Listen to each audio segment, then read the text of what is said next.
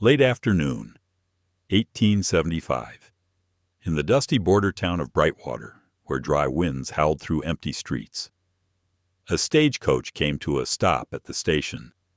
From the carriage stepped Lila Hart, her hands clutching a small suitcase that held everything she owned.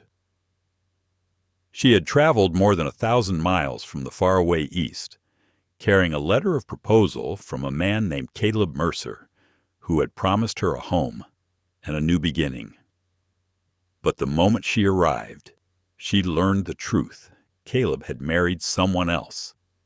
Amid the blinding sun and the hiss of the wind, Lila stood frozen. She had nowhere left to go, and not a single coin to her name. A middle-aged man offered to buy her a train ticket, his tone polite but cold. And that's when a deep voice rose behind her. "Then, she's free to choose me." The words stopped Brightwater in its tracks. A quiet cowboy, Jack Calloway, the man townsfolk whispered about, the one who lived alone out on Silver Mesa, had just said the unthinkable. Lila turned to him, her eyes caught between shock and pride. "And tell me, if you were her, betrayed after such a long, lonely journey, what would you do when a stranger said those words to you?" Lila didn't know it then, but that moment would change her life forever, turning her humiliation into the beginning of a love chosen, not given.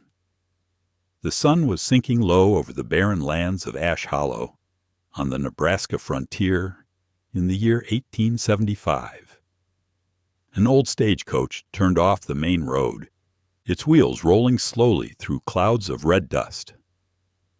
When it finally stopped in front of the way station, the driver exhaled wearily and climbed down to open the door. A young woman stepped out. Her dress was coated with a thin layer of powdery dust, her hands clutching a small, dark brown suitcase, likely the only thing she had left after a journey that had taken her more than 1,000 miles. Clara Whitaker. Her name was scrawled on a train ticket from St. Louis, and now on the crumpled envelope she held a letter from the man she had trusted, the one she had exchanged dozens of letters with for nearly 2 years, Elias Rowan, a ranch owner on the outskirts of Ash Hollow. She had come all this way carrying a promise of a new life, of a home where no one would mock her for being the blacksmith's daughter, a place to start over, with the man who once wrote, "We'll plant apple trees together. Clara, you'll never have to be lonely again."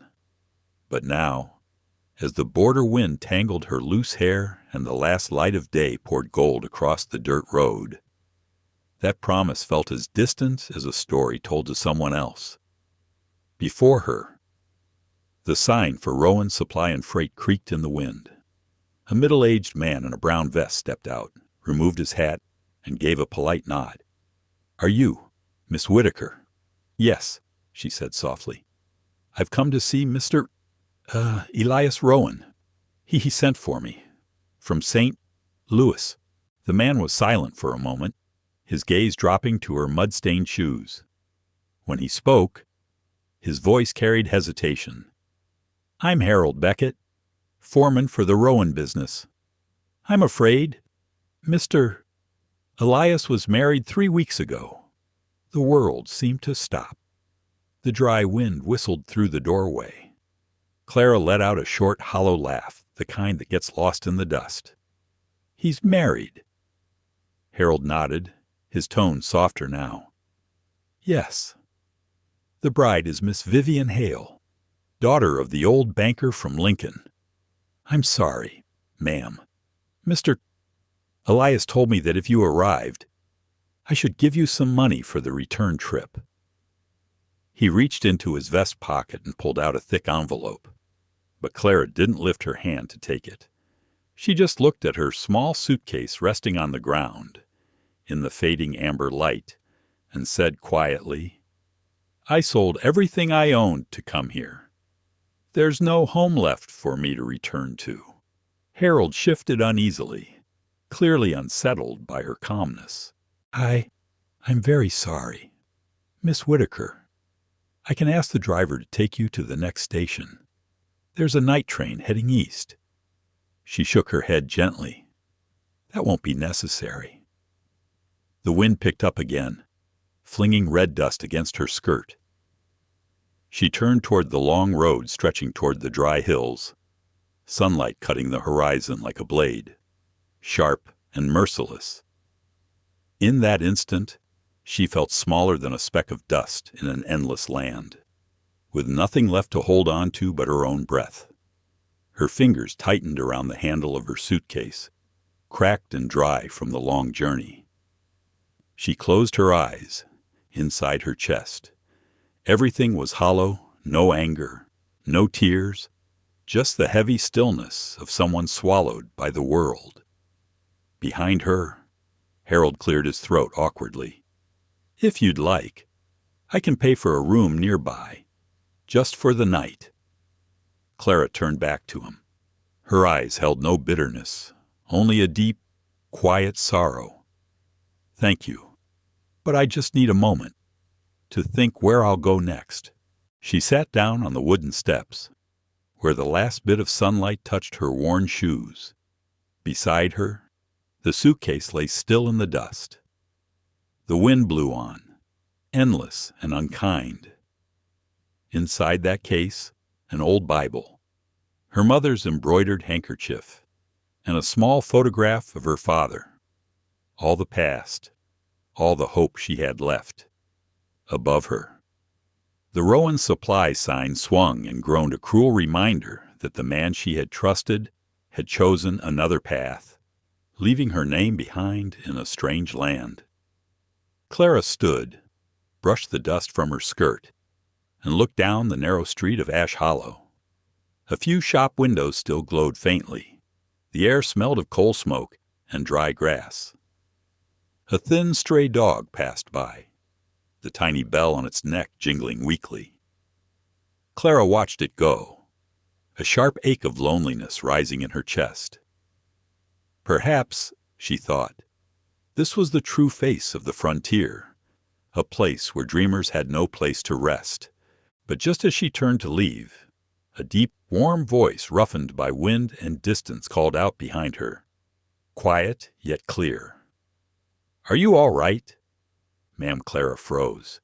The voice carried no pity, no detachment, only something real, steady, like the earth stirring after rain. She turned around. On the dusty road stood a tall man in a worn leather coat, beside a gray horse. In the light of the setting sun, his eyes glowed the color of bronze, steady, calm, and kind. And for a moment, Clara forgot she'd been trembling in the wind. She didn't know it yet, but that simple question, "Are you all right?" would mark the beginning of a very different journey, and not a search for the man who had made empty promises, but a journey to find herself again, and perhaps to find someone who would never let her face the world alone. And maybe, if the wind hadn't blown through the town that way that day, she never would have heard that voice, the voice that changed everything. Clara Whitaker looked up. Before her stood a man pulling off his leather gloves, his dark hair tousled by the wind, his calm gaze making her heart tighten for just an instant. He walked closer, his horse following lazily behind, dust clinging to his sun-faded brown coat. The kind of man he was didn't need an introduction, that stance. That look she'd seen his kind through train windows before, the ones who didn't talk much, but whose eyes carried 1,000 stories. "I heard something went wrong here," he asked, voice low and husky, like pine wood burning in a hearth. Harold Beckett, the warehouse foreman, turned around quickly, a little flustered. "Nothing to worry about. Mr. Barrett. This lady just got the wrong man." The stranger frowned. "The wrong man?" "Yes," Harold said. "She's a mail-order bride for Mr. Elias Rowan, but he's married someone else. I'm just helping her get back." A silence fell. The wind rose again, carrying the smell of dry grass and iron dust. The man Jack Barrett looked at Clara for a long moment before turning back to Harold. "Helping her get back," he said quietly. "You talk like she's a misplaced package." Harold forced a laugh. "I didn't mean that. I'm just following orders." Jack tipped his hat slightly, voice lowering, tight with controlled anger. "The man who made promises and left her behind, he's the one who got things wrong." No one spoke. The world stood still, the creak of a wooden door, the faint roll of wagon wheels somewhere far off. Clara started to turn away. She didn't want a scene, didn't want to become another story for strangers to pity. But before she could move, Jack stepped forward, his voice rumbling like distant thunder. Then, "She's free to choose me." The air froze. Harold's mouth fell open. Clara stood stunned. She had never heard anything like it, bold, serious, and yet somehow gentle. "What did you just say?" Harold stammered. Jack removed his hat fully this time and faced Clara directly, his gaze steady. "I said, if she's no longer bound by anyone's promise, then she has the right to choose. I'm rebuilding Silver Creek Ranch. I don't need a servant or a hired hand. I need a partner." His voice carried no pretense, just truth raw and unwavering. Clara looked at him, pressing her lips together. Part of her wanted to laugh at how absurd it sounded. Another part of her felt something honest, something she hadn't felt in a long time. She answered slowly, keeping her tone composed. "I don't need to be chosen or rescued. I just want to be respected." Jack nodded, not arguing, not flinching. "I understand. But you shouldn't spend the night outdoors. There's a boarding house at the end of the street. Mrs. Whitlow's place. I'll pay for a week's stay. Tomorrow, if you'd like. We'll talk. If not, I'll pretend I never said a word." She opened her mouth to refuse, but the look in his eyes stopped her. There was no pity there, only fairness, something she'd been denied for far too long. Harold tried to make light of it. "Careful, Barrett.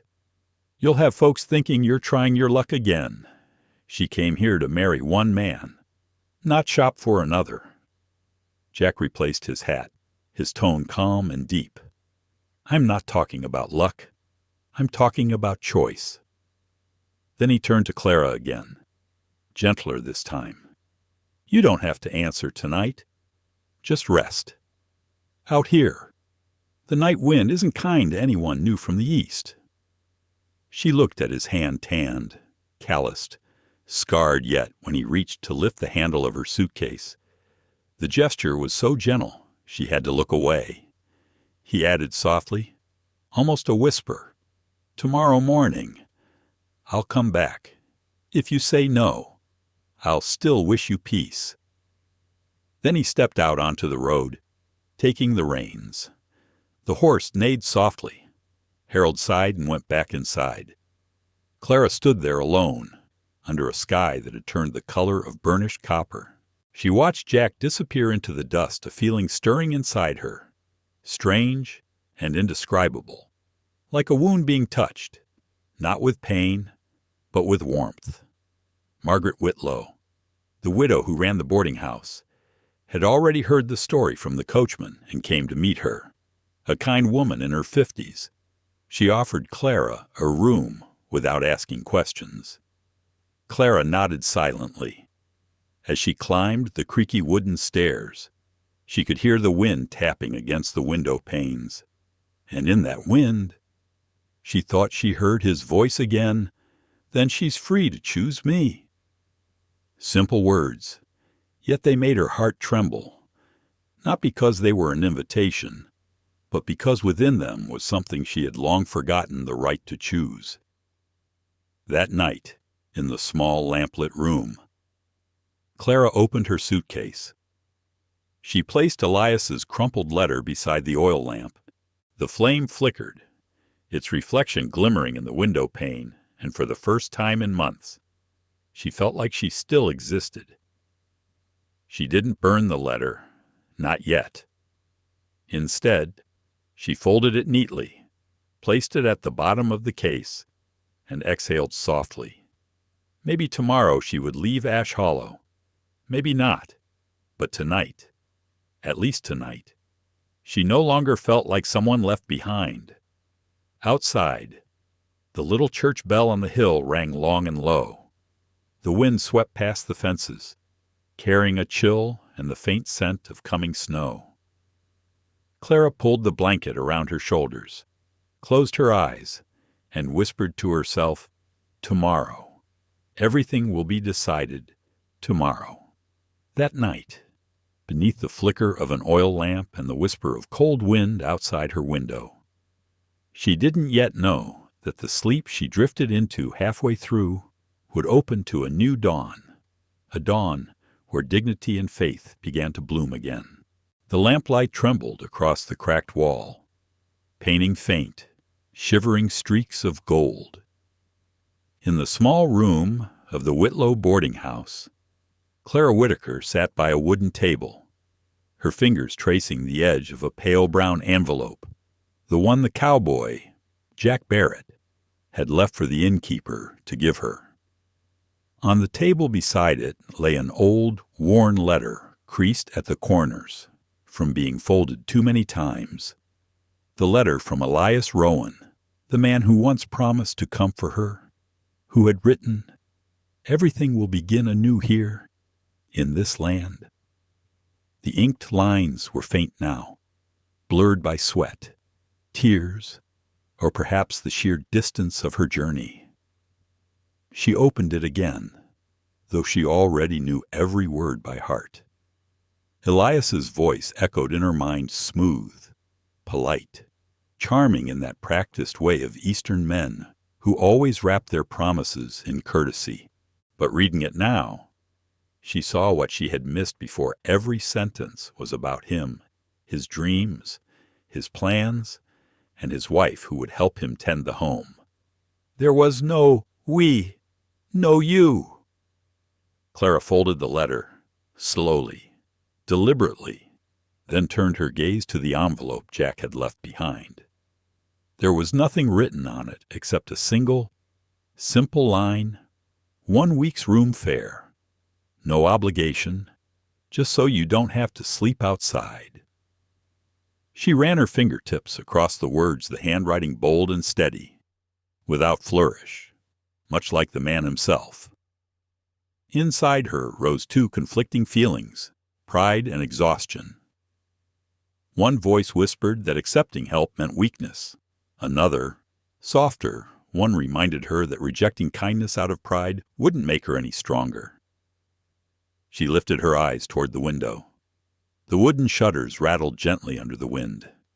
Outside, Ash Hollow was sinking into night. The saloon lights across the street still glowed, a sickly yellow haze bleeding into the thin layer of snow. From somewhere far away came the neigh of a horse, and the hoarse laughter of men. Life went on, even when someone had just been forgotten. A knock sounded at the door.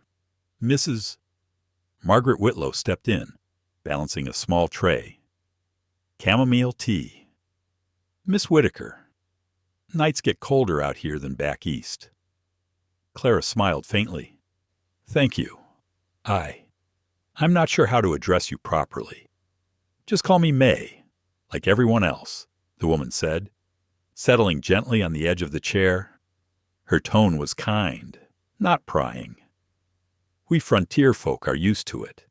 Some come, some go.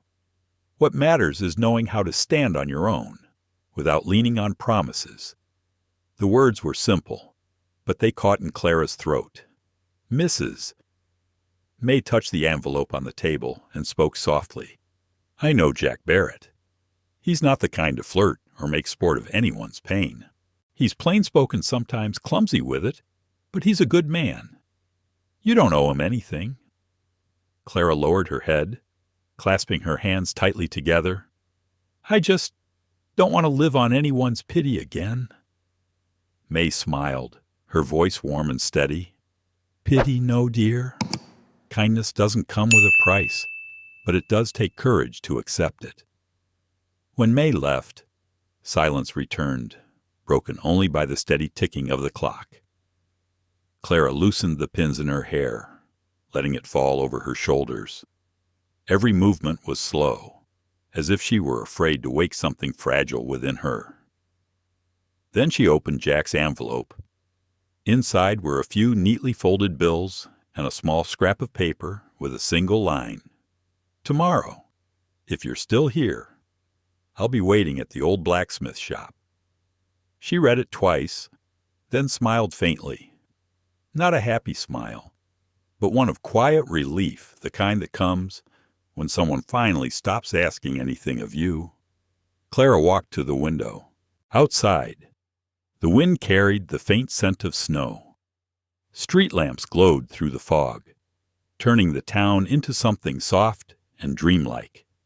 Across the street, the night watchman passed by, the lantern in his hand casting a trembling halo of light.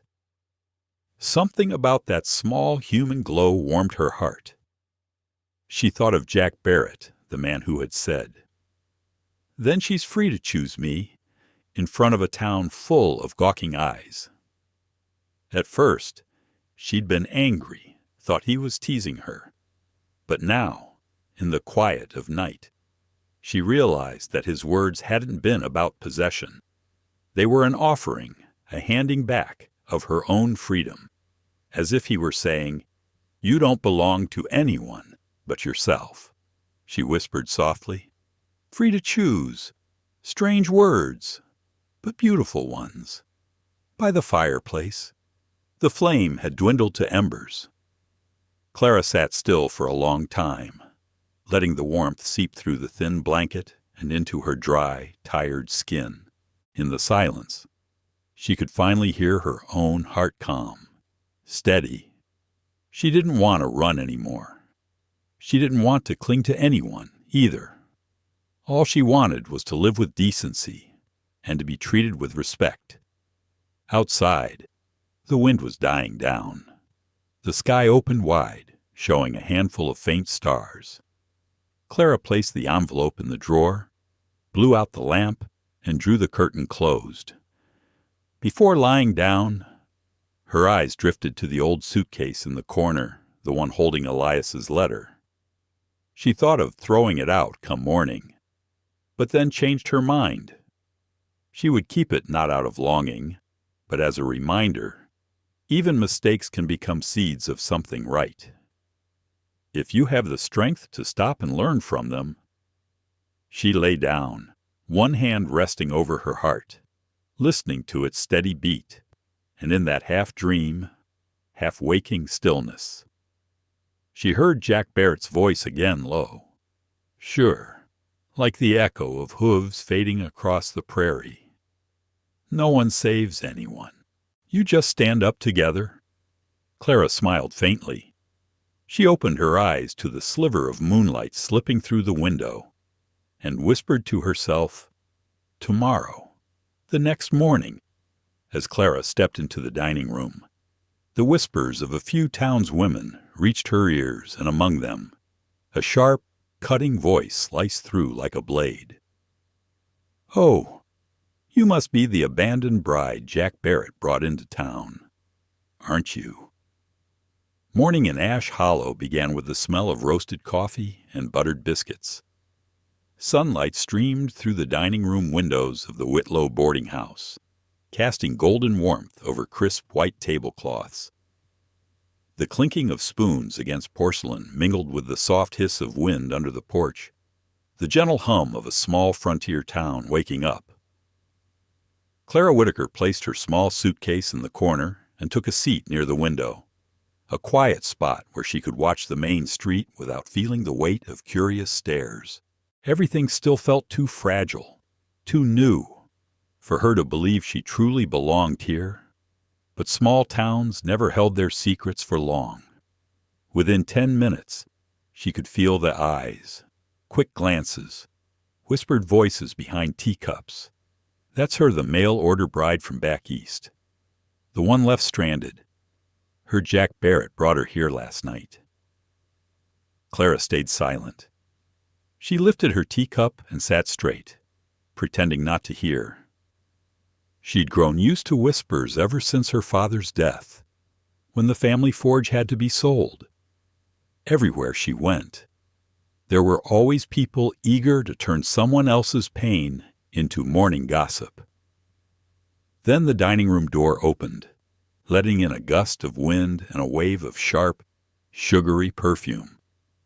A young woman entered, her back straight, a feathered hat tilted at a practiced angle, the heels of her high boots tapping crisply against the floor. Every head turned toward her. Vivian Hale, the only daughter of the banker behind Cartwright and Hale, once the richest family in Ash Hollow until last year's scandal brought the bank to ruin and her father quietly disappeared. But Vivian had stayed with her new husband, Elias Rowan, the same man who had promised Clara a home through dozens of letters. Vivian approached the table, her lips curving in a smile that was both polite and poisonous. "Good morning. You must be Clara Whitaker. Am I right?" Clara looked up. "Yes, ma'am," without waiting to be invited.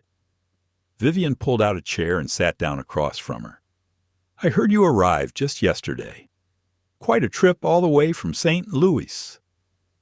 Her tone was soft, but every word soaked in vinegar. "I just wanted to clear up any misunderstanding," she continued.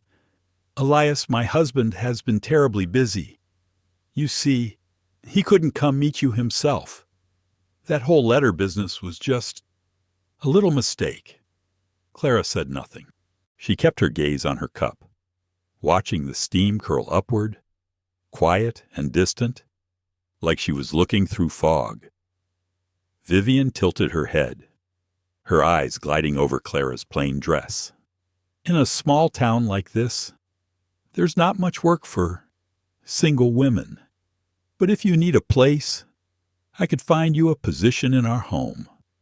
Our maid isn't particularly skilled. I'm sure you'd do better." Her voice was calm, but every syllable struck like a whip. A few people in the room stopped breathing. Clara set her teacup down and lifted her head. Her eyes, usually gentle, touched with sadness, now gleamed like a thin blade catching morning light. "I appreciate your offer," she said softly, "but I must decline." Vivian leaned back, smiling faintly. "Really, you might want to think about it. Not everyone here is so willing to take in a stranger." Clara's voice remained light, but steel ran beneath it. "I don't need to be taken in.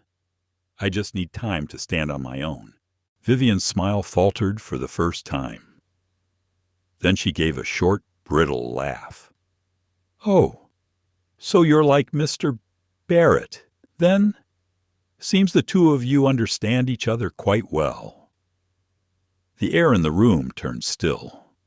Clara looked her straight in the eye, calm, steady, and unflinching. "I don't think a newly married woman should be so concerned with other people's affairs. Miss Hale." The sharpness of it threw Vivian off balance. She rose from her chair, forcing a laugh, but her voice had lost its edge. "I only meant to help. But perhaps some people here forget where they belong."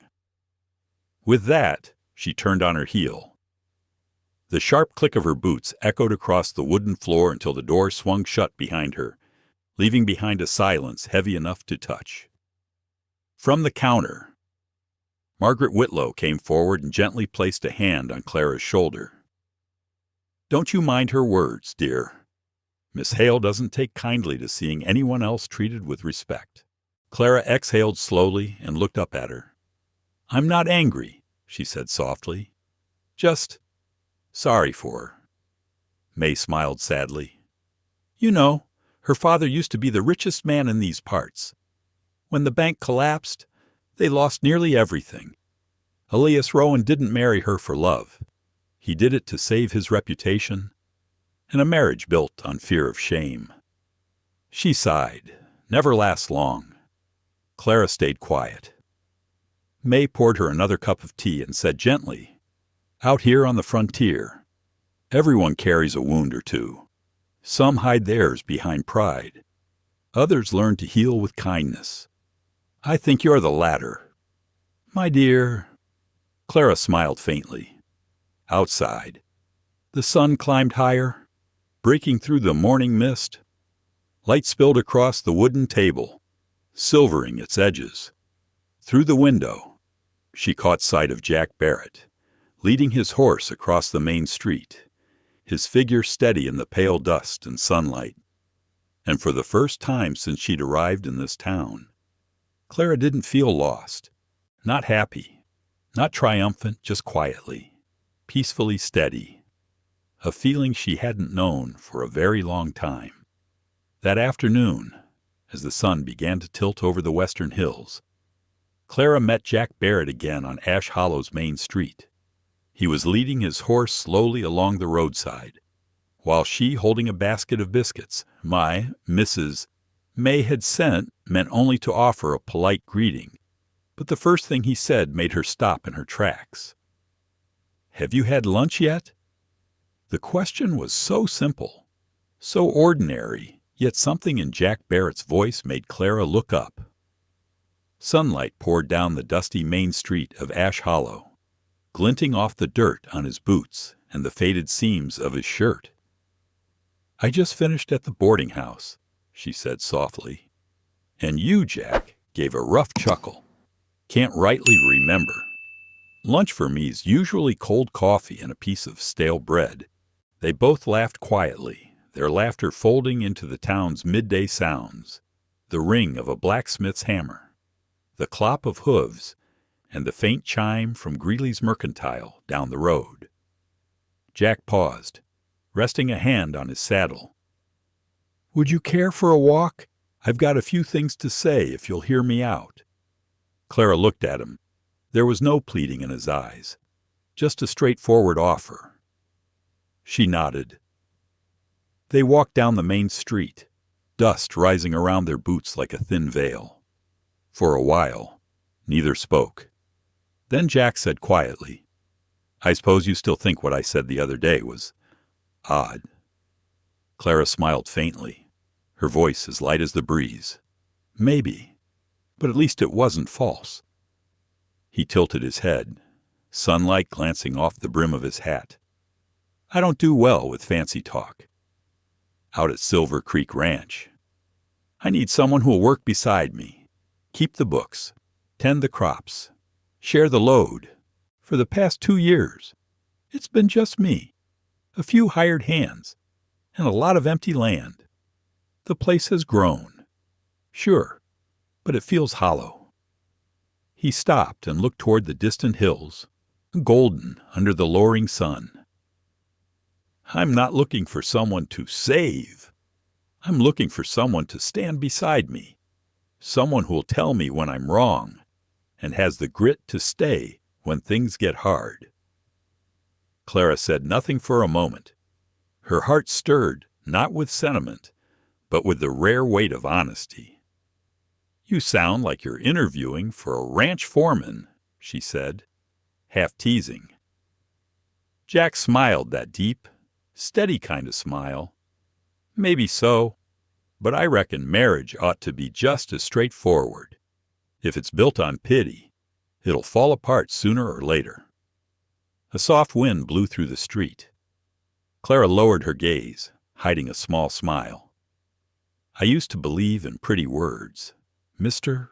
Barrett. Now I only believe in actions."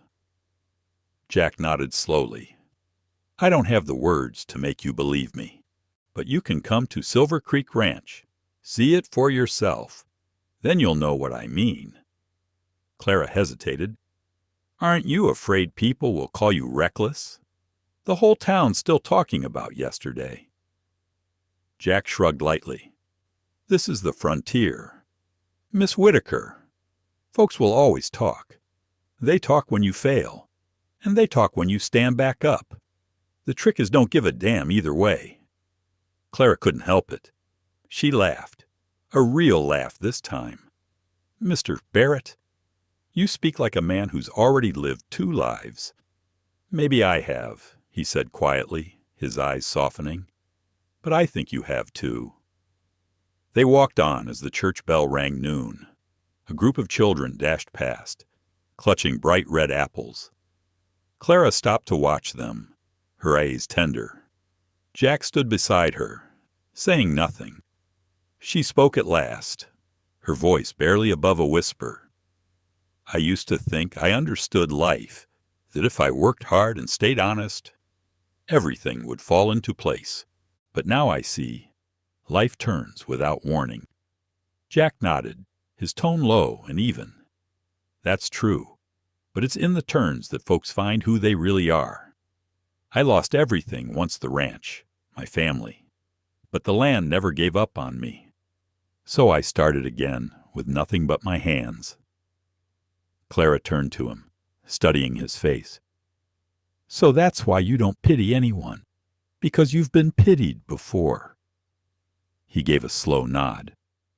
"I just believe if someone wants to keep walking, the best thing you can do is walk beside them, not drag them." Clara didn't answer. She simply walked a little farther with him.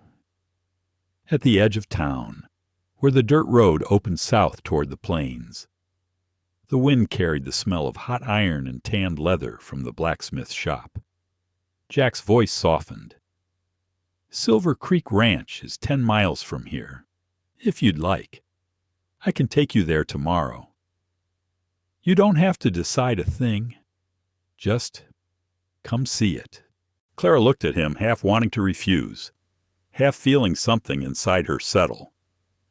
There was no persuasion in his tone, only calm sincerity.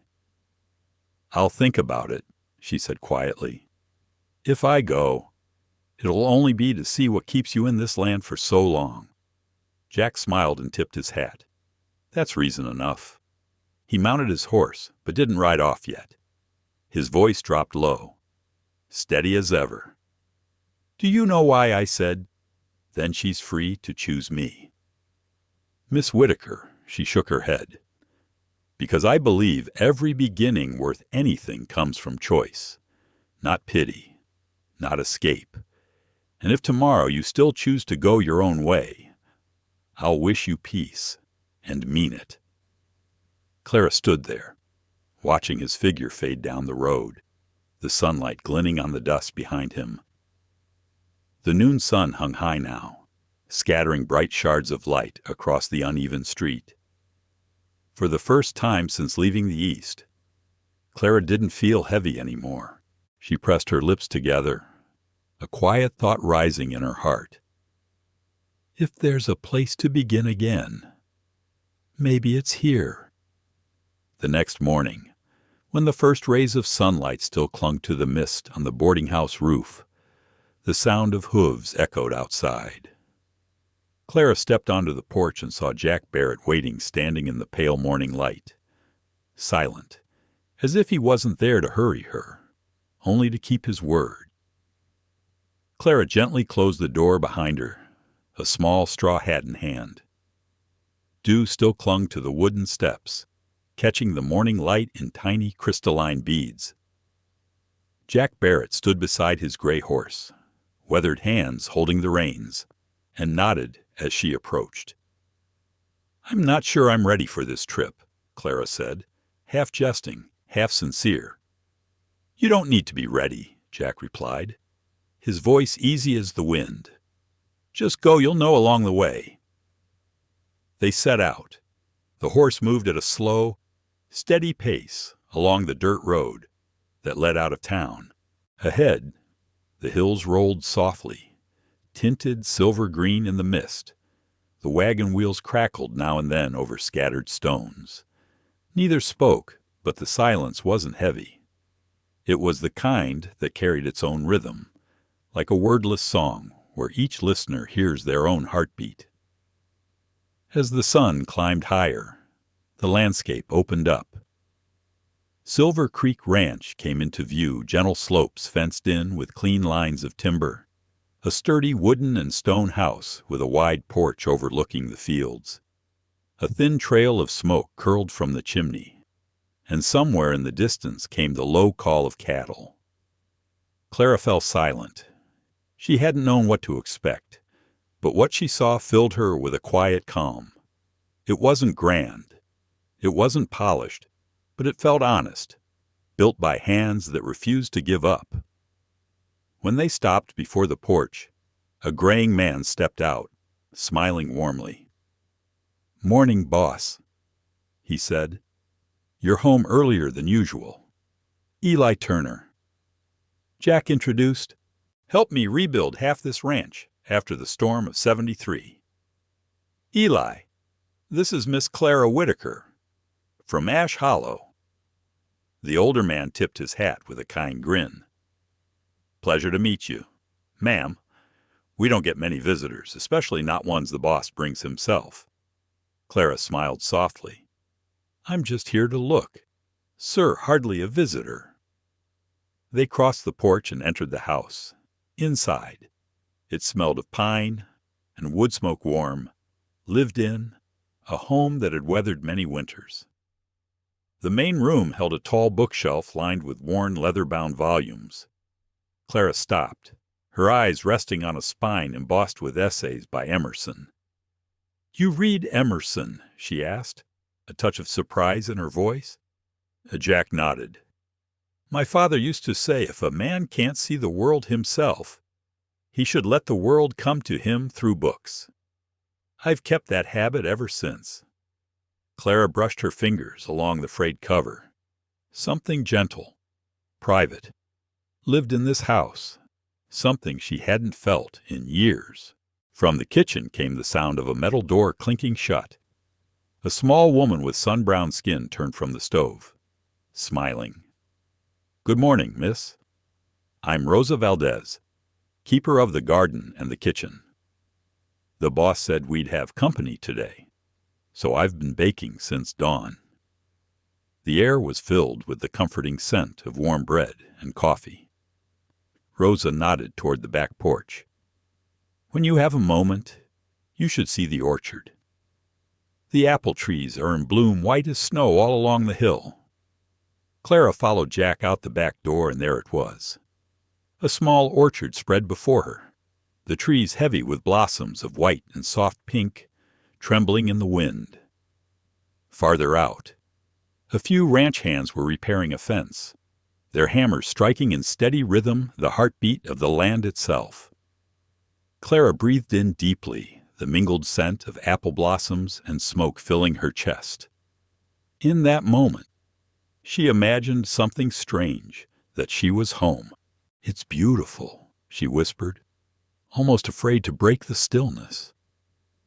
Jack stood beside her, his gaze lost somewhere in the horizon.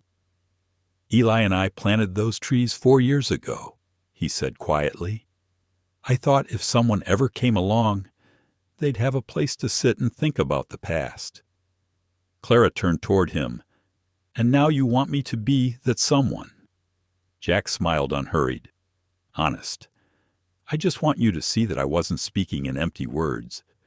There are no sweet promises here, only this land, and the people keeping it alive. I want someone to walk with me, to make it better together." She didn't answer. The late sunlight slanted across their shoulders, casting their silhouettes against the weathered wood wall. After a moment, Rosa appeared with a tray of coffee. The three of them sat on the back porch, watching the sunset drape gold over the orchard. The coffee was dark, bitter but rich and fragrant. Clara took a small sip, warmth spreading down her throat. Jack spoke, his voice low, blending with the evening wind. "I'm not asking for a decision now, but if you choose to stay, I believe we could build a life here. Not an easy one, but a real one." Clara looked up, in the bronze light of dusk. His eyes glowed a soft, steady brown like embers, fading yet warm. She didn't reply. Her gaze drifted across the orchard, where apple blossoms quivered in the twilight breeze. And she thought, maybe peace isn't something grand. Maybe it's simply what you've been chasing your whole life without knowing its name. That night, when Clara returned to the boarding house, she could still smell the faint trace of coffee clinging to her coat. Moonlight poured across the window ledge, and within her, something quiet had shifted. The next morning, when Jack arrived, she was ready to speak of 3 conditions not to test him, but to define how 2 people might live together without losing their self-respect. Morning in Ash Hollow broke under a veil of silver mist. Wagon wheels creaked slowly along the main street, and the scent of baked bread drifted from Greeley's Mercantile. Clara sat by the window of her room, a cup of tea gone cold in her hands. On the table before her lay a small sheet of paper, one she had written through the long, sleepless night. 3 conditions, 3 lines drawn between trust and fear. When Jack Barrett arrived, he didn't rush. He removed his hat, nodded politely to Mrs. May, and simply said, "If you still wish to talk, I've got the morning free. It's all yours." They sat outside on the porch, where the morning sun slanted through the vines. Clara set the paper on the table. Her voice was steady, deliberate. "I've thought this through, Mr. Barrett. If you truly mean to build a life with me, it must begin with respect. I won't be a shadow in your house, and I won't owe anyone a debt for kindness." Jack looked at her. His dark eyes held quiet attention. He said nothing. Clara took a breath. "First," she began, "I need time, even if the papers are signed. I can't be a wife in full until we both know it's right. I want us to live under the same roof, but with our own space. Do you agree?" Jack nodded, his voice calm as water running over stone. "I respect that."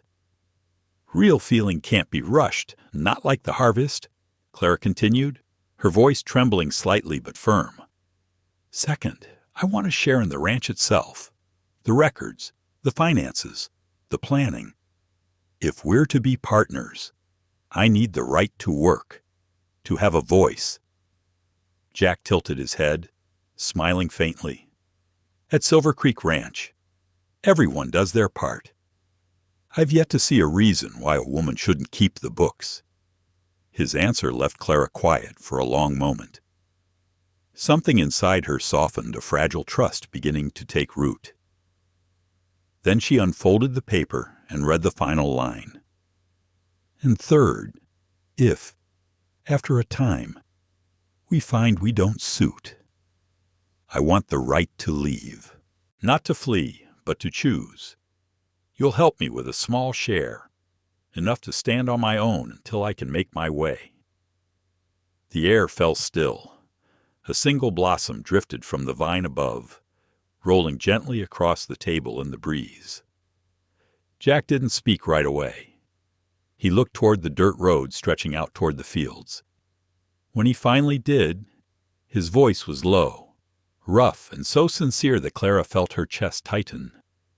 "Miss Whitaker, I once lost everything because I didn't know when to let go. So I understand what you mean better than anyone. If ever you wish to leave, I won't stop you. And if you need it in writing, I'll sign it. I want you to know you'll be free, even beside me."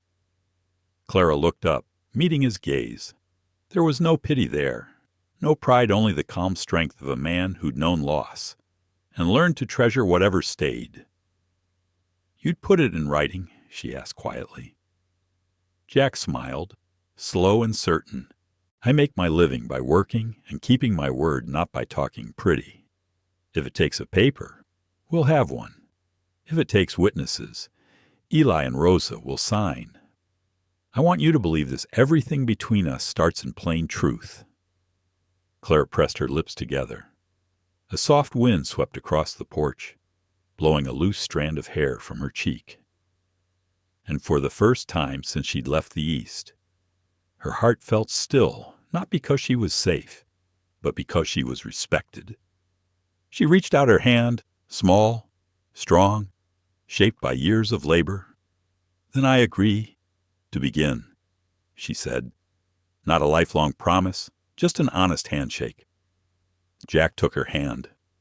The sunlight fell across their joined fingers, one rough and calloused, one soft but unyielding. For a long moment, neither spoke. Inside, "Mrs.?" May stood at the window, smiling faintly.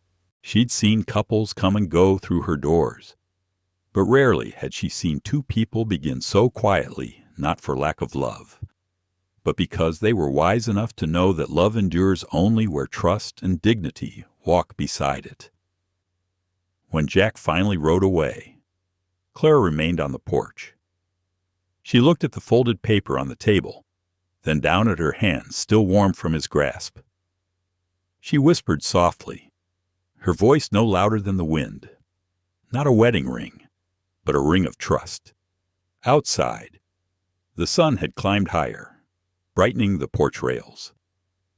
From somewhere far off came the low whistle of a train, the sound of a world opening wide, and of another quiet beginning taking shape between them. In the days that followed, Clara moved to Silver Creek Ranch. The spring wind carried the scent of freshly plowed earth and the calls of cattle on the hills. Through the window, she watched Jack and Eli checking the fences, and thought quietly, perhaps true love doesn't come like thunder. It grows when two people plant a season together and rebuild a life, one harvest at a time.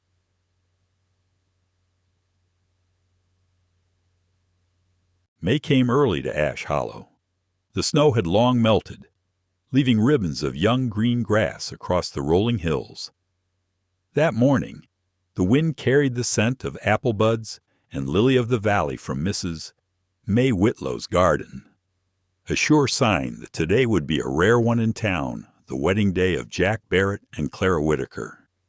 No one called it a grand event, but Brightwater Chapel glowed as if it were. The small white chapel stood beside the dusty road, its stained glass windows casting shards of color across the worn wooden floor. On the front pew, Eli Turner sat upright in his only good coat, hat in hand. "Mrs." May dabbed at her eyes, smiling through her tears. Clara entered quietly in a pale blue dress, one that Mrs. May had carefully sewn from an old bolt of fabric. No lace, no silk, just clean. Soft cloth adorned with wildflowers that Rosa had gathered that morning. At the altar, Jack turned as she appeared, his eyes steady and deep. Reverend Amos Hale, who had married nearly every couple in the county, lifted his old leather Bible. His voice was low and warm, like the hum of a cello marriage. "My children, is not a rope to bind two people. It's two hands choosing to hold each other through wind and storm. One may lead, one may steady, but both must walk side by side. No one above, no one beneath, only respect and trust." He paused, his gaze kind. "And if today you choose each other, remember love is not only a feeling, it is a decision you renew every morning, even on the hardest days." Those words caught in Clara's throat. Jack beside her gave a small nod. He didn't say "I do." Instead, he simply squeezed her hand, a promise far deeper than any vow spoken aloud. The old organ began to play, rough but tender. Applause rippled through the chapel. A soft breeze drifted in, lifting the edge of Clara's dress like a silent blessing. The small reception was held at Whitlow Boarding House. A long table covered in a white cloth stood in the garden, laid with apple pie, roast chicken, strawberry preserves, and a jug of corn whiskey Jack had brought from the ranch. Laughter filled the air, and the fiddle in Eli's hands sang an old frontier tune that tied everyone together, poor in pocket, rich in kindness. Then, midway through the gathering, the door opened. Vivian Mercer stepped in pink silk dress, her arm linked with Caleb Finch, the man once promised to Clara. The air went still. Vivian smiled, sweet and sharp. Well, I didn't expect Miss Whitaker to enjoy a country wedding. How quaint. No one answered. A few guests looked away. Jack raised an eyebrow, his tone calm but firm. Out here on the frontier, Miss Mercer, we favor honesty over decoration, and I consider myself fortunate my bride doesn't need to be taught what dignity means. Color drained from Vivian's cheeks. Caleb tugged at her arm, but she pulled back, forcing a brittle smile that couldn't hide the sting in her eyes. Mrs. May sighed softly. She knew the Cartwright family, once owners of the local bank, had already fallen, undone by their own pride. Jack poured another drink and turned to Eli. At Silver Creek, we celebrate by working. Tomorrow morning, we'll be up early to check on the newborn calves. But tonight, we'll just thank the Lord that the simple things still endure. The clinking of glasses rang out. Laughter returned. Outside, the sunset spilled golden honey light over the white fences of the boarding house, wrapping the town in quiet joy. Obade. When the party was over, Jack and Clara climbed into the wagon bound for Silver Creek Ranch. Dusk had fallen, the hills shimmered in the wind, the grass rippling like water. "Are you tired?" Jack asked softly. "No," Clara smiled faintly. I never thought I'd call any place home again." Jack nodded, his gaze gentling. "At Silver Creek. Your room is yours, just like we agreed. But someday, if you ever choose to step into the room next to mine, I hope it's because you want to, not because you must." Clara said nothing. The wagon crossed a wooden bridge, moonlight shimmering on the stream below like a ribbon of silver. She leaned her head against the window frame and thought of Reverend Hale's words, "Love is a decision renewed every morning." Perhaps, for her, tomorrow morning would be the very first one. As the wagon crossed the wooden bridge and the moonlight spilled across the meadow like silk, Clara leaned her head against the window frame. In that quiet, she heard Jack's words echo softly in her mind. "I hope one day you'll step into the room next to mine when your heart wants to, not out of duty." And perhaps that was the true beginning of a marriage that needed no proof, except the kindness shown each day. Oh. Ipo 9 and change in the weeks following the wedding. Silver Creek Ranch settled into a new rhythm. Each morning, Clara rose with the dawn, stepping down onto the wooden porch still damp with dew. The rooster's crow echoed from the distant coop, blending with the whisper of wind through the apple orchard. In the kitchen, Rosa Valdez had already brewed the coffee, its rich aroma mingling with the scent of fresh cornbread. Rosa only came 3 days a week now. The rest of the time, Clara handled the cooking, kept the books, and managed the household accounts. The old work table in the main room, once cluttered with unpaid bills and ledgers, now stood tidy and ordered. Fresh sheets of paper listed every expense feed, wages, fence repairs, each annotated in Clara's slanted, gentle handwriting. "Buy more mineral salt? Ask Eli." Jack, a man of plain habits and little patience for numbers, had been wary at first watching Clara work over the figures. But soon he realized something had changed. "You've got a way of setting things right," he said one evening. I used to act first and count later. Now maybe I ought to do it your way, count first, then act." Clara smiled, not proud, not playful, just calm. "I only want everything clear, so no one feels beholden to anyone else."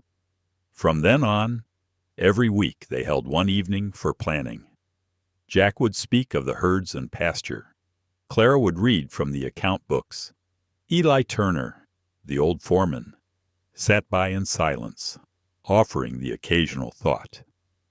Sometimes Rosa joined them too, her laughter and bits of Spanish softening the long evenings. There was no longer a master and a wife brought home, only people sharing the weight of one piece of land. By midsummer, the work around the stables grew heavier. One noon, as Jack led a stubborn horse back to the pen, Clara passed by her shawl snagged on the door latch. He caught her hand instinctively, steadying her before she fell. The touch was brief, but it stopped them both. In that single heartbeat, something unspoken passed between them, not desire, but trust taking root. That evening, by the fire, Clara poured coffee for them both. The flames flickered across Jack's face, revealing the faint scar near his temple, a remnant of the blizzard years ago. "How did you get that?" she asked softly. "Here," he said, tapping his temple. "Winter of '73. Lost half my horses in that storm. Guess that's when I learned nothing lasts, unless a man's heart does." Clara nodded, her voice gentle. "I know that feeling. When everything's gone, the only thing left to rebuild with is yourself." Jack looked at her then, a quiet smile at the corner of his mouth. "Maybe that's why I trust you more than I expected to." The fire crackled. Outside, the wind stirred through the fields, carrying the faint scent of green apples. They sat in silence, two souls who had weathered storms, now sharing the same stillness. In the weeks that followed, the people of Ash Hollow began to notice a change at Silver Creek Ranch. Payments arrived on time. Supplies were well stocked. The horses looked stronger than ever. When asked about it, Eli would only grin. The boss has someone keeping the ranch's heartbeat steady now. When Clara heard of it, she only blushed faintly. She didn't think of herself as the lady of the house. Just another worker, another set of hands. In the afternoons, she often carried water to the flower beds with Rosa. Sometimes Jack would pause his work to watch from afar, his gaze softening. Neither of them spoke of love, but it lived in every quiet gesture, the way she set his coffee on the table, the way he waited for her to dismount before walking away.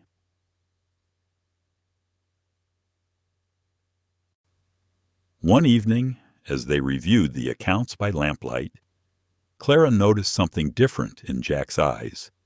He looked at her, not with longing, but with a warmth that reached her heart.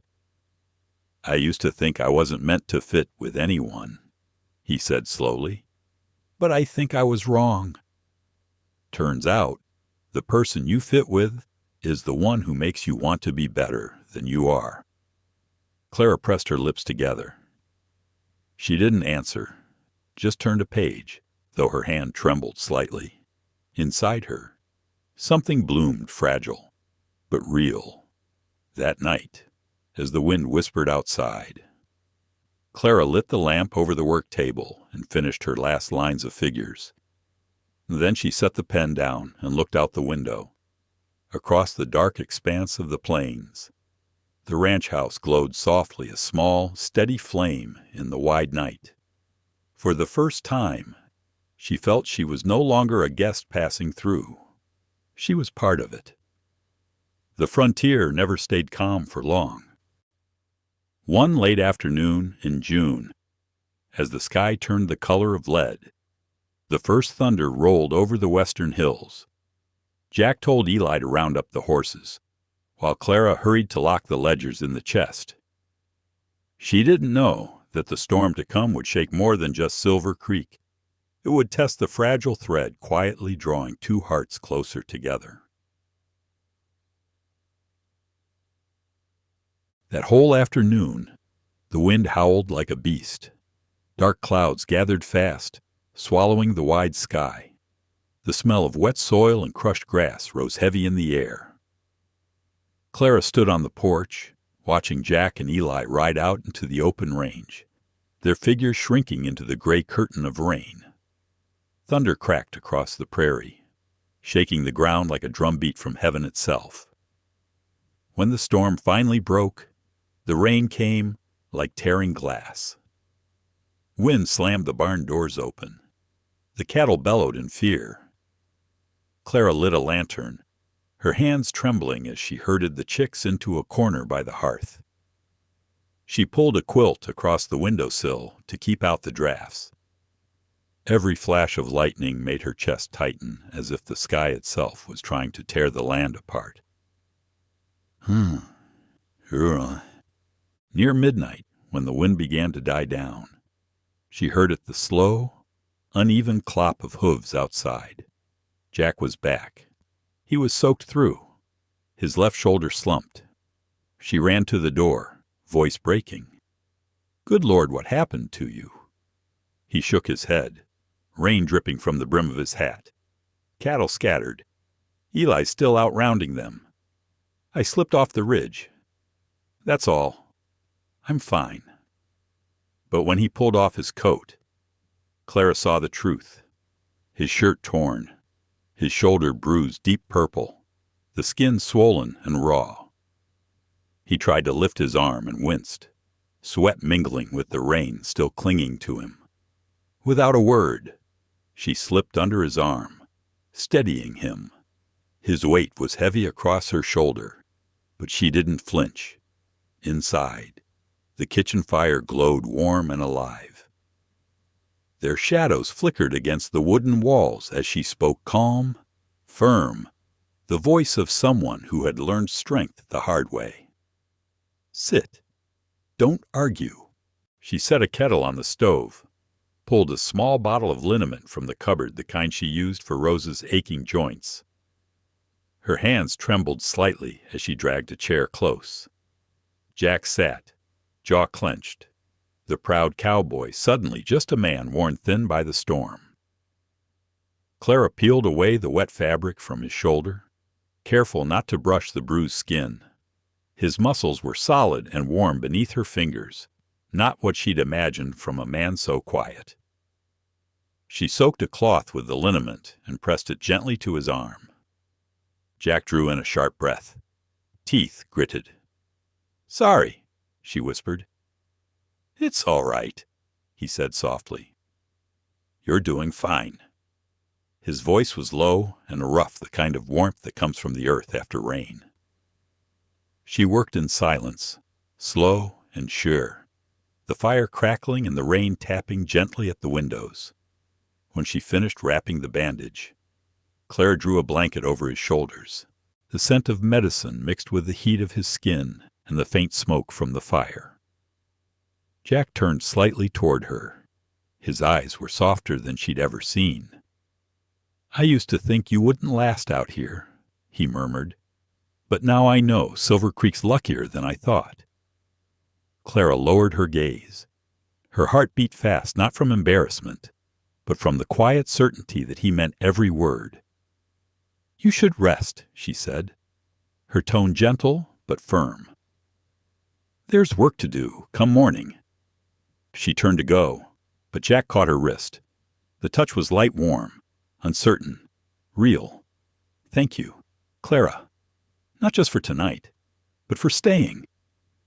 She met his eyes, and in them wasn't gratitude, it was something deeper, like a confession, half-spoken. Clara nodded slowly, then slipped free. She walked toward the stairs, but stopped at the first step. Turning back, she found him still watching her, weary but lit by the firelight. She stepped closer, bent down, and pressed a soft kiss to his cheek, brief and trembling as a drop of rain on morning glass. Then she turned and climbed the stairs without another word, leaving behind the golden hush of the kitchen. Jack sat there long after, motionless, his hand rising to the place she'd kissed. Outside, the storm had passed. Only the faint drip of rain from the eaves remained, and the clean scent of earth after thunder filled the air. That night, for the first time in years, he felt peace, not the lonely peace of a man who'd given up, but the quiet belonging of someone who had finally found home, a house with firelight, and a woman strong enough to do what he never dared believe anyone would stay. The next morning, the sky was impossibly clear. The wind moved gently through the apple trees, their new leaves trembling in the sunlight. Jack stepped onto the porch, his arm still bandaged, and saw Clara scattering grain for the hens. She looked up. Their eyes met silent, but full of all the words they hadn't yet spoken. Perhaps, after the storm, what remained wasn't just a standing house, but a beginning quiet and undeniable. That afternoon, the sun seemed to linger longer than usual. The sky glowed the color of honey, stretching soft across the Silver Creek hills. Crickets began to sing near the fence line, and a thin wisp of smoke rose from Rosa's kitchen fire, carrying the scent of burning wood and supper bread. On the porch, the old swing creaked lazily. Jack sat there, his shoulder still bandaged, eyes fixed on the horizon, where the horses grazed calmly after the storm. Claire brought out 2 cups of coffee, set one beside him, and sat across. "Does your shoulder still hurt?" she asked softly, afraid even her voice might disturb the fragile peace of the evening. Jack smiled, rubbing the bandage lightly. "It's better. I think you patch things up better than any doctor in town." They fell quiet. The wind swayed the porch beams, and the chain of the swing sang its slow, metallic rhythm. Both stared toward the open fields, now painted in shades of violet by the sinking sun. Jack spoke first, his tone low and steady, like something long held back, finally finding shape. "I've spent my whole life believing I didn't need anyone. Thought the land, the horses, and these 2 hands were enough. But then you came along, and nothing's been the same since." Clara didn't answer. She looked instead at his hands, rough, strong, and somehow gentle. Jack's gaze stayed fixed on the horizon. "At first, I thought this marriage was just for convenience to have someone help me run things. But I was wrong. You didn't come here to make my life easier. You came to make my heart heavier in the best way possible." Clara let out a quiet laugh, soft and bright as wind chimes. "You know, I once promised myself I'd never let anyone hurt me again. I lived with my head instead of my heart for so long, until I realized the heart deserves a little trust too." Jack turned toward her. The breeze lifted a few strands of her hair across her cheek. He raised his hand, hesitated midway, afraid that touching her might shatter the moment. "Clara," he said, voice barely above a whisper, "I love you. Not because you saved me, or because you're strong, but because when you smile, this house feels alive." For a moment, the world seemed to still the wind, the crickets. Even the sun's last light paused to listen. Clara's voice trembled like a breath. "And what about me? Do I get to choose?" Jack blinked, unsure what she meant. But then she leaned closer, her eyes deep and calm as a morning lake. "I choose you, Jack Barrett, not because of a letter or an agreement, or because I needed somewhere to stay. I choose you because when I look at you, I see a man who listens and who's brave enough to let someone in." Jack's smile came slow, almost disbelieving the kind that reaches the eyes. She continued, her tone soft but certain. "If you still want it, we can be husband and wife. Truly. Not on paper, but in trust." He didn't speak. Instead, he leaned forward, eyes never leaving hers. And then, slowly, as if the whole world held its breath, he kissed her. It wasn't the kind of kiss born of sudden fire, but of quiet belonging. The kiss of two people who had walked too far through loneliness and finally found a place to rest. A kiss that simply said, "I'm here. I'm staying." When they pulled apart, the sky was deep violet. The fields lay silent, and only the wind whispered under the eaves. Clara smiled, placing her hand gently over his chest. "From now on, there's no more if you want to stay. I'm here, with you." Jack closed his hand over hers, squeezing lightly. "Then this time, I finally have a wife." That night, the cabin filled with moonlight. They sat a long while by the fire, saying little, letting the quiet speak for them. When Clara rose, Jack followed. At the foot of the stairs, he reached out, resting a hand lightly on her shoulder. No words, just a look that said, "You don't have to be afraid anymore." She nodded, and together they climbed the steps. The door closed behind them, the night wind humming softly along the porch like a lullaby for the frontier. And that night, in the small wooden room, there were no longer two people living under a contract, but two souls who had chosen each other freely and without condition. Outside, the moon shone quietly through the window, spilling silver light over their joined hands. In the days that followed, Silver Creek Ranch wore a new color. The fields were lush and green, calves ran free under the sun, and laughter from the stables mixed with Jack's deep-voiced natural, as if they'd been together all their lives. Their first harvest wasn't just ripe grain and strong horses. It was a season of trust, of love, cultivated from the very earth and wind of the frontier. That winter came earlier than usual. Snow blanketed the rolling hills around Silver Creek, wrapping the ranch in a vast white quilt. Each morning, thin trails of smoke rose from Rosa Valdez's kitchen chimney, blending into the pale fog. The crackle of burning wood was the warmest sound in the world. Inside the cabin, Clara Barrett, now carrying a small life within her, sat by the window, hands resting gently on her belly as she smiled at the falling snow. She was no longer the lonely woman who had stepped off the train in Brightwater a year ago. She had found her place and was now nurturing a piece of that love inside her heart. Outside, Jack Barrett paced the porch, checking the latches, stacking more firewood, and reminding Eli Turner to double-check the stables before nightfall. He'd become overprotective to a fault, as Rosa liked to tease, but in his eyes there was only worry and joy. "You don't have to stand guard over me every minute." "Jack Barrett," Clara teased, when he brought yet another blanket, though the house was already warm.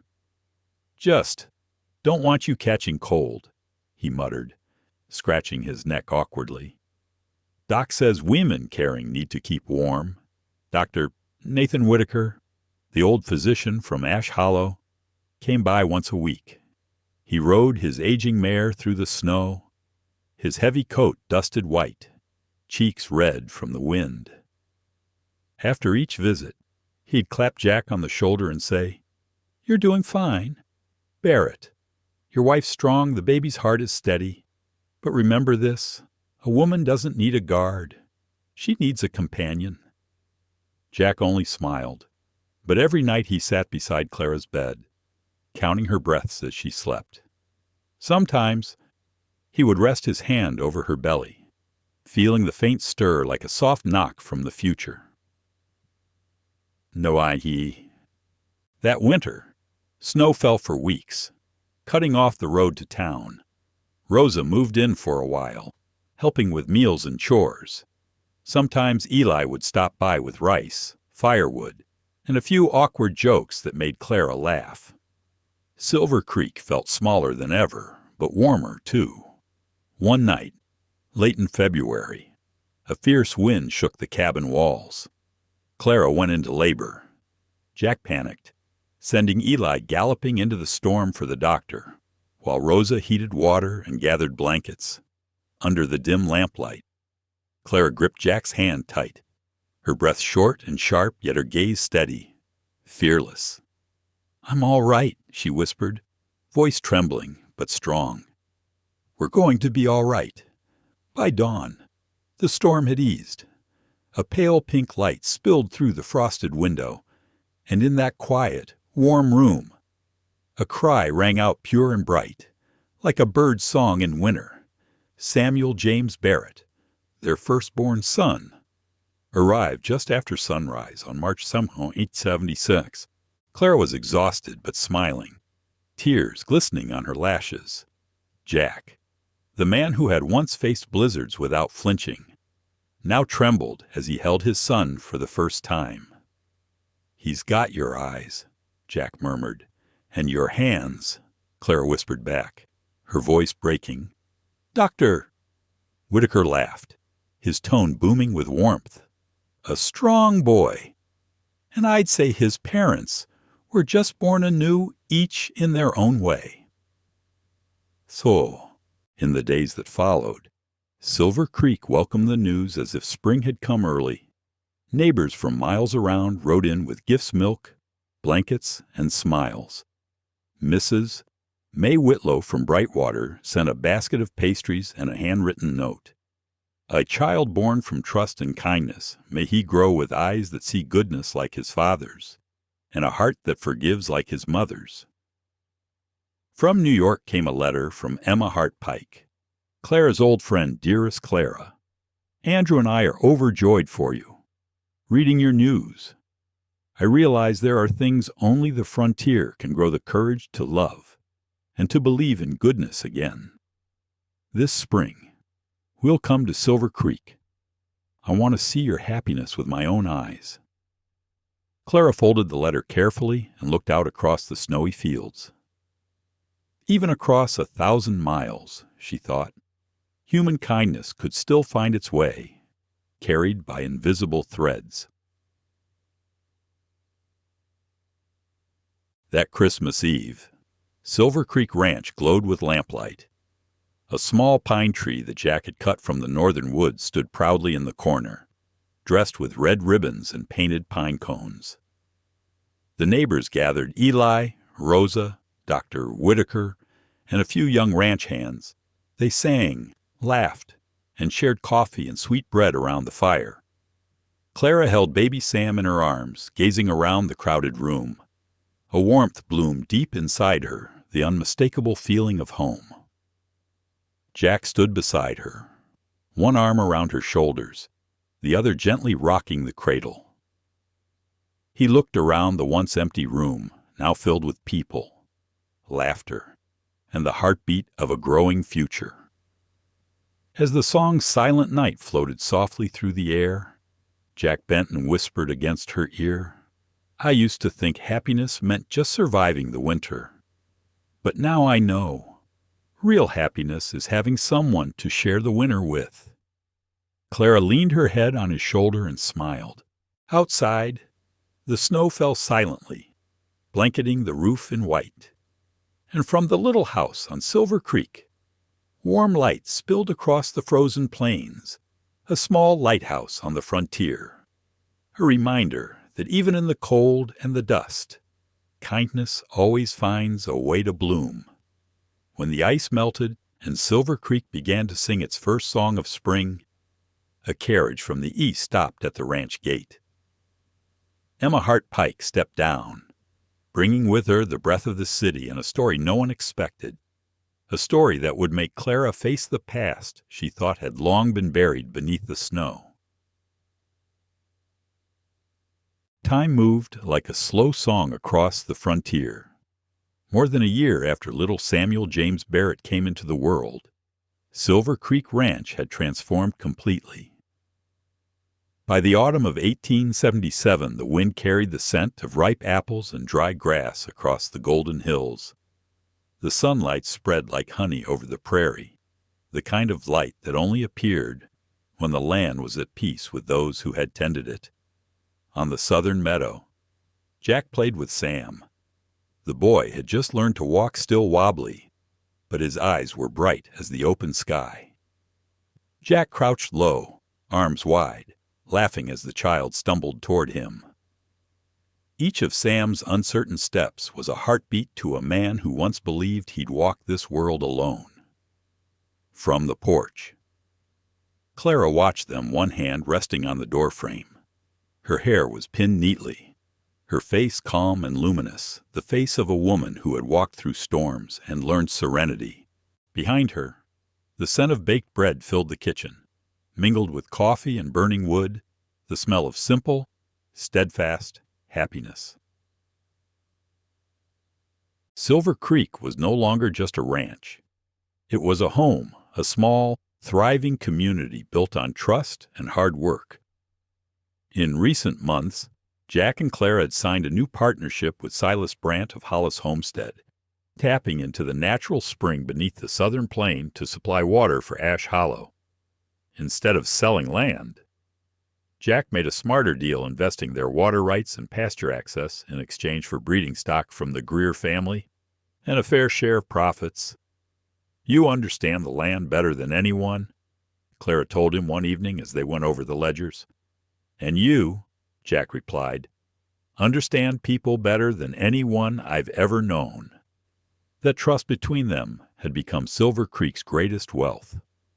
The new cattle barn stood tall, built from northern pine.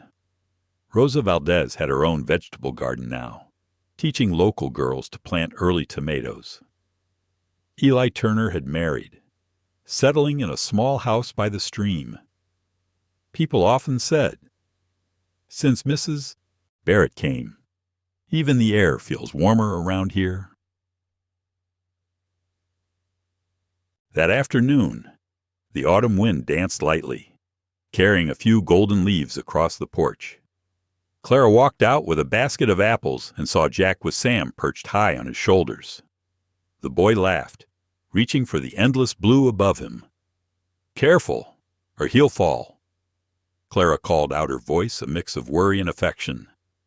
Jack turned, his grin the same mischievous one she'd known since that first day.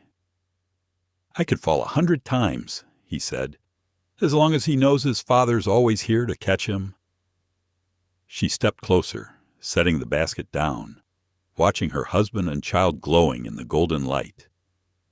The wind tugged gently at her dress, and for a moment she felt caught between two worlds, the one where old dreams had broken, and this one, where everything good had quietly taken root.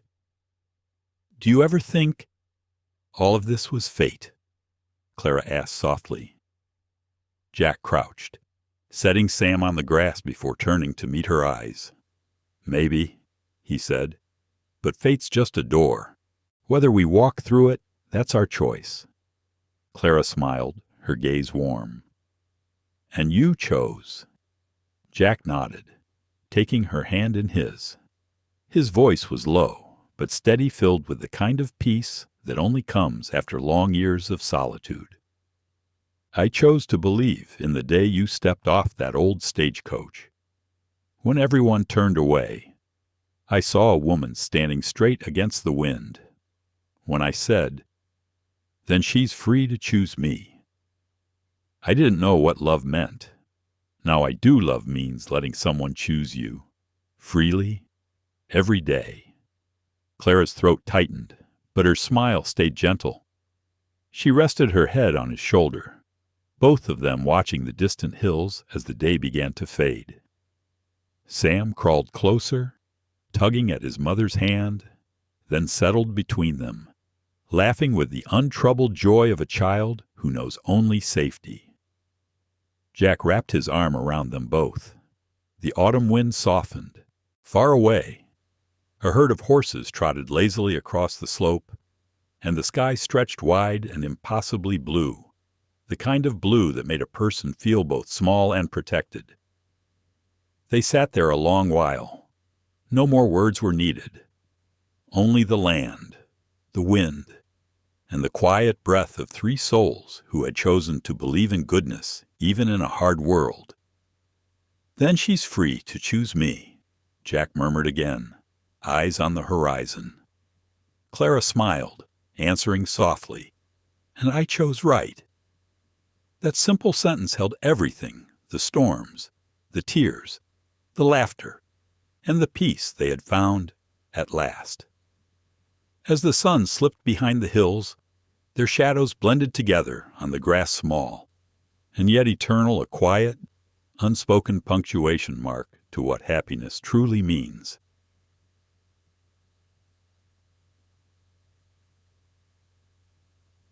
End of the Silver Creek Saga.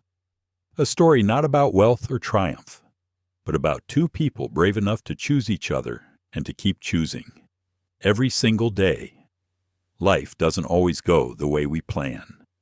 And sometimes, what feels like a loss becomes the road that leads us to true happiness. The story Mail Order Bride was told. She'd been replaced until the cowboy said, "Then she's free to choose me," isn't just a tale of love between two people on the frontier. It's a gentle reminder of the power of choice and the quiet strength of human kindness. Clara Whitaker came to a strange land with a broken heart, but she didn't fall. With dignity and faith, she chose to stand to love again, not because she needed saving, but because she wanted to live honestly with her own heart. And Jack Barrett, the cowboy who once thought he needed no one, learned to open his heart to understand that love isn't possession. Love is walking side by side through every changing season. In our world today, we all face moments where we're replaced, hurt, or left standing alone. But like Clara, we each have the right to choose again, to choose faith over fear, kindness over bitterness, and love over loneliness. Thank you for listening to this story. If you believe the world still needs a little more goodness stories that make us cry quietly, yet feel warm inside, then please like, share, and subscribe to Frontier Hearts. Together, let's keep these stories alive. Tales of love, honor, and hope on the American frontier. Because sometimes, one warm story can be the small flame that helps someone, somewhere, believe in life again.